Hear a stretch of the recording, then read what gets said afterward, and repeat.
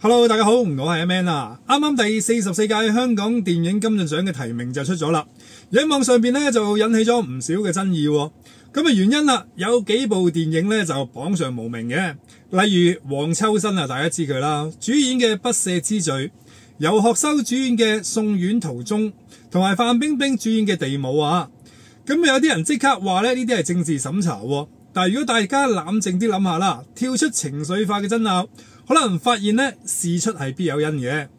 咁啊，電影係藝術創作啦，同時都係公共文化嘅產品啊，唔可以單單睇成為導演或者係演員嘅私人情緒宣泄啊。而電影咧會影響社會嘅價值觀啦，甚至咧對青少年人嘅思想產生深遠嘅影響。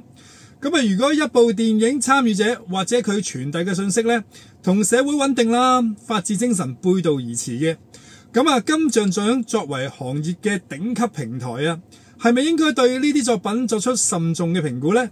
而呢啲唔係所謂嘅審查咯，而係一種對社會負責嘅底線思維啊。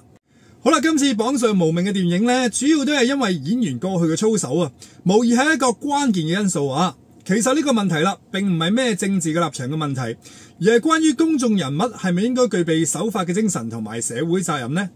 咁啊，黃秋生就係一個好明顯嘅例子啦。佢嘅演技當然冇得談，但係佢近年嘅言行呢，直情同香港主流嘅價值觀背道而馳啊！佢喺2014年開始啦，公開譴責警方嘅執法，到2019年嘅時候啦，又譏諷政府嘅立法。佢喺訪問入邊呢，公開話香港警察先係暴徒啊！呢啲言論呢，唔單止係離譜啊，仲係顛倒黑白啦，搞亂人心。而最誇張嘅係啊，佢仲多次話香港完咗噶啦，仲話移民咗去台灣之後呢，自己對香港電影已經放棄。咁你話啦，咁樣嘅演員啊，仲點可以喺金像獎裏邊加許佢呢？如果金像獎仲要肯定呢啲長期散播負面情緒啦、破壞社會和諧嘅藝人，係咪等於諷刺愛國愛港我哋呢個核心價值呢？咁啊，至於游學修啦，佢都係一個好值得講嘅例子嚟嘅。咁啊，睇翻佢之前嘅演藝軌跡啦，佢創作嘅成日都帶住好強烈嘅煽動性同埋破壞性嘅。2014年嘅時候啦，佢已經參與咗一啲譏諷警方嘅影片，將執法者妖魔化啦。之後再拍10年啊，充斥住對未來嘅悲觀預測啊。佢拍嗰套《激戰獅子山》呢，將咧獅子山上邊非法懸掛呢個政治食番嘅行為浪漫化、英雄化。而呢啲咁嘅電影呢，會令到青少年嘅覺得違法行為係冇問題嘅。咁啊，我哋點可以容許呢啲咁嘅信息傳播出去呢？呢啲咁樣嘅人點可以喺金像獎嘅平台俾佢光環呢？咁而范冰冰啦，佢個問題同上述兩位呢有啲唔同嘅，佢觸及嘅係法律同埋道德嘅底線啊。如果大家應該仲記得啦，2018年呢，佢因為陰陽合同逃稅事件呢，引發咗極大嘅社會爭議。作為一個曾經犯過重大法律錯誤嘅藝人呢，佢嘅操守早已喺公眾心目中大打折扣啦。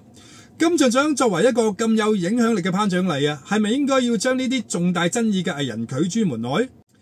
其實我哋都唔知道點解呢幾套戲又入唔到圍嘅，但係我哋睇翻佢成員嘅組成，其實係咩人都有嘅，唔係淨係得話支持政府嘅人啦。仲有啊，其實套戲有冇得入圍呢？係委員係最終嘅決定權嘅，而唔係一啲唔知情嘅人去講咯。咁啊，姑勿論咩原因係啦，咁啊，其實金像獎呢係要將國家安全呢個因素呢係要考慮嘅。咁啊，有時唔係話套戲有得上映就要俾個獎你拎嘅，你人品唔好啊，咁啊，其實都唔應該出現呢個頒獎禮上邊啦。所以我自己睇啊，成件事係對電影界有百利而無一害。唔通你會俾一個反國家嘅人繼續喺香港嗰度領到啲大獎咩？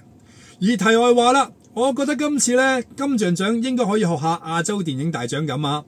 近期大埔雲福苑發生嘅火災慘劇呢，亞洲電影大獎呢都取消咗紅地毯呢個活動，低調咁進行頒獎。